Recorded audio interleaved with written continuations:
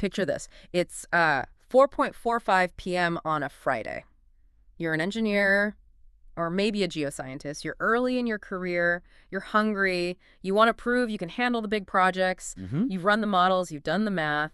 And you absolutely know the right technical path forward. But then the door opens. It's your boss. The person who signs the paychecks. Exactly. The person holding the keys to your promotion, they aren't looking at your models. They're looking at a spreadsheet. And they say, we need to cut 50,000 out of this phase. Just simplify the containment design. It's over-engineered anyway. That right there is the nightmare scenario. Yeah. It is the classic professional dilemma that, it keeps people up at night. Right. Because in that moment, who wins? The person signing the check. Or the code of ethics hanging on the wall that, nobody has read in 5 years. It feels like a battle between survival and duty.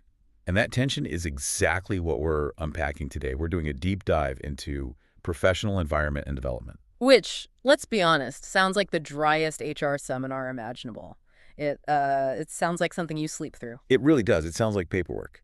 But this is actually one of the bloodiest battlegrounds in the National Professional Practice Exam, the NPPE. This is where theory crashes into reality. Oh, okay. Because professionals don't work in a vacuum. They work inside organizations. And those organizations have the power to either supercharge your ethical practice or completely sabotage it. It's the ecosystem. Yeah. You can be the most ethical engineer in the world, but if the soil is toxic, the plant dies. Now, before we get into the weeds, and we are going to talk about toxic management, performance reviews that set you up to fail, and how to spot a red flag employer, I have a massive favor to ask. The call to action. You know it. If you are currently studying for your exams or even just navigating your early career and want to actually understand how this stuff works, please take a second right now to like and subscribe to the show. Yeah, please do. We are going to be covering a lot more about the NPPE to help you pass, and we don't want you to miss out on these deep dives. It really helps us keep these going. Okay, mission for today. We're exploring the friction between being an employee and being a professional. Because those aren't the same thing, are they? Not at all. And that is the core of the problem. We need to figure out what it looks like when an employer actually recognizes the code of ethics versus just, paying lip service to it. Right. We're going to look at the specific role of management, licensed or not, how organizational culture impacts your license, and frankly, how to spot a trap before you step in it. Let's start with that core tension I mentioned in the intro. The source material refers to this as the dual identity. It feels a bit like having split personalities. It's the perfect way to visualize it. Think about it. On one hand, you are an employee. You have a contract, a job description, probably a badge with your face on it. You're subject to the master-servant relationship, legally speaking. You're there to maximize profit and help the business succeed. But then you put on the iron ring, or you get your stamp. Exactly. Now, you are a professional. You are a statutory decision maker bound by a code of ethics established by provincial or territorial legislation. And here's the kicker. The code cares 0% about the company's quarterly earnings. Here's the part I struggle with, and I think a lot of listeners do too. The company owns my time. They pay for my expertise. So surely their priorities have to count for something. They count, but they don't rule. And this is the key principle that the source material really hammers home, and this is crucial for the exam. While the code of ethics is binding on the individual, meaning you, the person holding the stamp. It's on me. It's on you. But its effective application depends heavily on the employer. Explain that, because if it's my code, why does the employer matter so much? Because you can have the highest ethical standards in the world. But if you're working in a system that systematically punishes you for using them, you're in a very dangerous spot. The source mentions that if an organization disregards professional ethics, it forces the professional into a conflict between job security and ethical conduct. That is a terrible choice. Do I feed my family or do I protect the public? That isn't a choice anyone wants to make on a Tuesday afternoon. It's a choice that responsible professional practice tries to eliminate. But we have to be crystal clear about the takeaway here. If you're sitting in the exam or sitting in that office, you need to know. Being an employee does not relieve a professional of ethical responsibilities. So the Nuremberg defense, I was just following orders, is off the table. Completely off the table. In the eyes of the professional association, just following orders is not a defense. It's an admission of guilt. The source is explicit. Complying with instructions does not excuse unethical conduct. So if my boss tells me to ignore a safety standard to save that $50,000 and I do it, You are the one who loses your license. The fact that you're an employee doesn't shield you. That is terrifying, but it is also weirdly empowering. It means your duty is structurally higher than your job description. It elevates you. You aren't just a cog in the machine, you're a gatekeeper. Okay, so let's pivot to the other side of the desk, the employer. If I am a company, obviously I want to be compliant, but the source talks about employer recognition of the code. What does that actually look like in the wild? Is it just framing the code of ethics and hanging it in the lobby next to the coffee machine? No, the cat poster that says hang in there isn't enough. The source draws a sharp line between passive awareness and active support. Okay. Passive awareness is just acknowledging that you hired an engineer. Oh yeah, Bob has a stamp. That's passive. Okay, so what does active support look like? Give me the green flags, because I think a lot of people think they're in a supportive environment when they actually aren't. Active support is structural. The first and most important marker is accepting that public safety takes precedence over everything. And I mean everything. Over cost, over schedule, over client relationships. That's easy to say, hard to do, especially when the client is screaming on the phone. It is hard. Oh. But an employer who recognizes the code understands that if a professional says this isn't safe, the negotiation is over. They aren't trying to bargain with physics. Can we just make gravity 10% less effective this week? Right. It doesn't work. Another huge marker is that they do not pressure professionals to work outside their area of competence. Oh, you see this constantly in leaner organizations or startups. Hey, I know you're a structural engineer, but can you just sign off on this electrical drawing? We need it out by 5 p.m. Oof. It's a direct violation of the code. A supportive employer respects the obligation to comply with laws and standards. They understand that professionals may need to refuse certain instructions. They don't view a refusal as insubordination. They view it as a professional duty. Let's play devil's advocate for a second, though. Why would a company do this? I mean, obviously they want to be good people, but strictly from a business standpoint, isn't this just slowing things down? Ethics feels like a brake pedal. Why would a CEO sign up for more brakes? That is the short-term view. Yeah. And frankly, it's the amateur view. The source makes a really compelling argument for the why. It's about risk management. Oh. Recognizing the code protects the organization from liability. It protects them from reputational damage. Vicarious liability. Exactly. Yeah. If an engineering firm pushes its staff to cut corners and a bridge collapses, the firm is finished. The lawsuits alone will bankrupt them. So recognizing the code isn't just about being nice. It is about survival. Ethical constraints are basically an insurance policy against catastrophic failure. So when I, as the engineer, say, no, we can't do that, I'm actually saving the company from itself. Precisely. You're protecting the shareholder value by preventing a disaster. I want to zoom in on the people enforcing these rules day to day, the managers. Because in a perfect world, your boss is a senior engineer who has been there, done that. But in the real world, your boss might be an MBA or a project manager who came up through sales. Or finance. Right. So does a manager get a pass on this if they aren't licensed? Can they say, look, I don't have an iron ring. I'm just managing the budget. You guys figure out the tech. No pass. The source is very firm on this.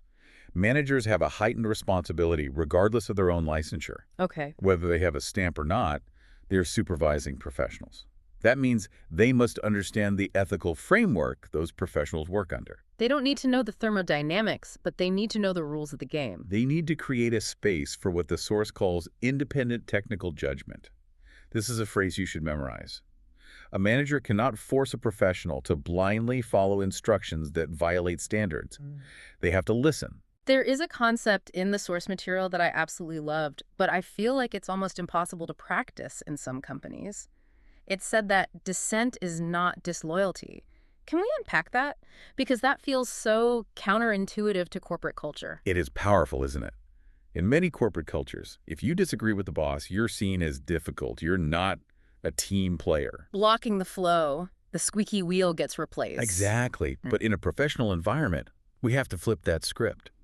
When a professional raises a concern, saying, we can't do it this way because the soil stability is too low, they aren't being disloyal to the company. They are actually serving the company. So a good manager understands that when I raise my hand and say stop, I am doing my job. You aren't being an obstructionist. Yeah. You are being a professional. A healthy environment is one where technical judgment is respected, concerns can be raised without fear of reprisal, and integrity is valued over short-term gain. Right. If you have to fear for your job every time you point out a code violation, you are in a toxic environment.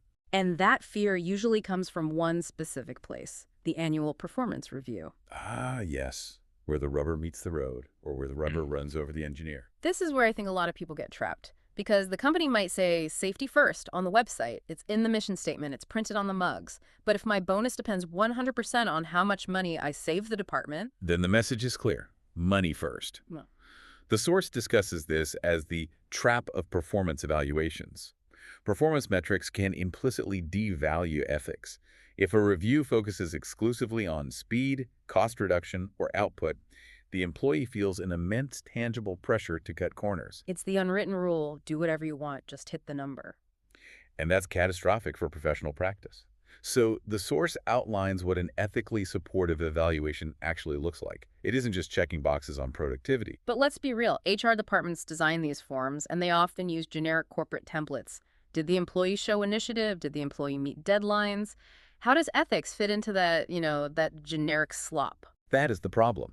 If the form is generic, the management has to be specific. The source gives us green flags to look for. First, ethical conduct should be recognized as a specific performance strength. It should be on the rubric. Did this employee uphold standards even under pressure? Something like that. Exactly. Okay, second, raising safety concerns should not be penalized. That seems obvious, but how do you penalize safety concerns? Nobody is going to write penalized for caring about safety on the form. No, they're subtler than that. They mark you down for efficiency. They say, this employee struggles to meet deadlines, when the reason you missed the deadline was because you refused to sign off on bad work. Oh, wow. That is a penalized safety concern disguised as an efficiency problem. That is insidious. It is. The third marker, and this is huge, is that refusal to engage in unethical conduct should not harm career progression. So if I refuse to sign off on a shoddy design and the project gets delayed, my review shouldn't say caused delays. It should say prevented negligence. Exactly. If ethics isn't part of the review, it signals it isn't part of the job description. The organization rewards what it values. If they value integrity, they have to measure it and reward it. I want to shift gears slightly to keeping those skills sharp. We talk a lot about CPD continuing professional development. I think most of us view it as our own personal homework. I gotta get my hours in. But the source suggests this is also a shared burden. It is. Obviously, maintaining competence is the professional's duty. You have to keep learning. But the employer plays a vital supporting role. What's their role? Just writing the check for this seminar. That's part of it. Funding is important, but it's also providing time.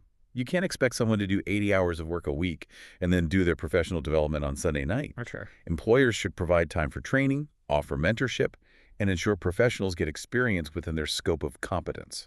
That last point is key, getting experience within their scope. Right. You can't develop competence if you are never given the chance to do the work under supervision. By investing in development, the employer is strengthening the ethical capacity of the firm.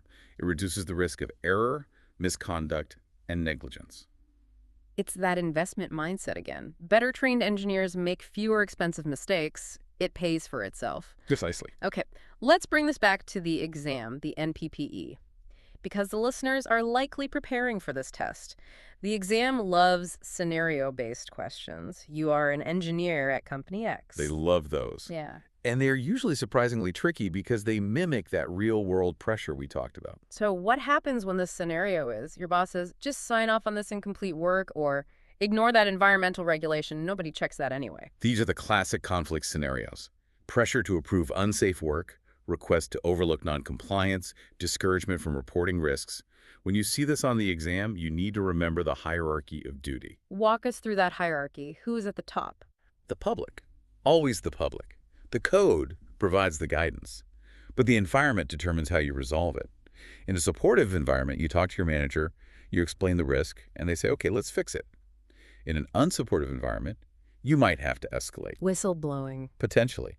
But for the NPPE questions, the answer almost always reinforces three things. One, public safety is paramount. If the option is save money or protect public safety, it is always safety. There is no gray area there for the exam. Always. Two, employer pressure never overrides ethical obligations. It doesn't matter if the CEO is yelling at you. It doesn't matter if the company will go bankrupt.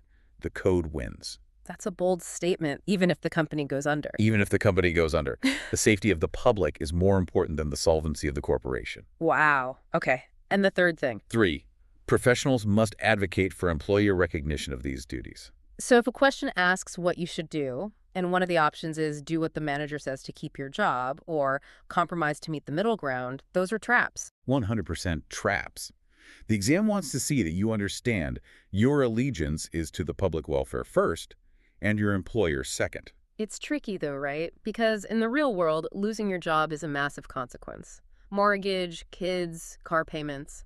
But the exam and the profession demands that you accept that risk. That is the price of the stamp. That's the price of being a self-regulated professional. We are granted the privilege to practice the monopoly on this work because we promise to protect the public, even when it costs us personally. That is a sobering thought. It puts a lot of weight on those shoulders. It is. But that is why the environment matters so much. You want to work somewhere that never forces you to pay that price. You want to find an employer who understands that your ethics are an asset, not a liability. So let's wrap this up. We've covered the dual identity, the manager's role, the performance reviews, and the exam tips. If we had to boil this down to one sticky note to put on the monitor, what's the main takeaway? The summary is this. A professional environment isn't just a physical office. It isn't the free coffee, the ping pong table, or the ergonomic chairs. It's a culture. Right. It is a culture where technical judgment is respected and ethical obligations are non-negotiable. If you don't have that, you don't have a professional environment.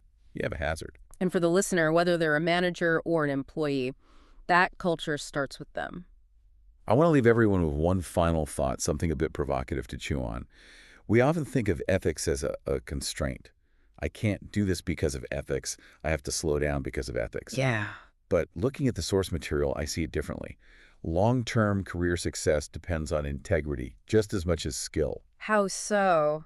Because sometimes it feels like the people cutting corners are the ones getting ahead, at least in the short term. Briefly, maybe. But professionals who work in ethical environments and who practice ethically end up being better leaders. They're more confident decision makers because they know their foundation is solid. They aren't looking over their shoulder, wondering when the lie will catch up to them. That's a great point. Ethics isn't a constraint on success. It is the absolute foundation of it. That is a fantastic perspective. It isn't a hurdle, it's the bedrock. Exactly. Well, I think that's the perfect place to leave it. We hope this breakdown helps you navigate not just the NPPE exam, but your career afterward. If you found this breakdown helpful, please like and subscribe so you can hear more episodes like this and be successful on your NPPE exam. Please do. Good luck with your studies, and we'll see you in the next deep dive. Good luck, everyone.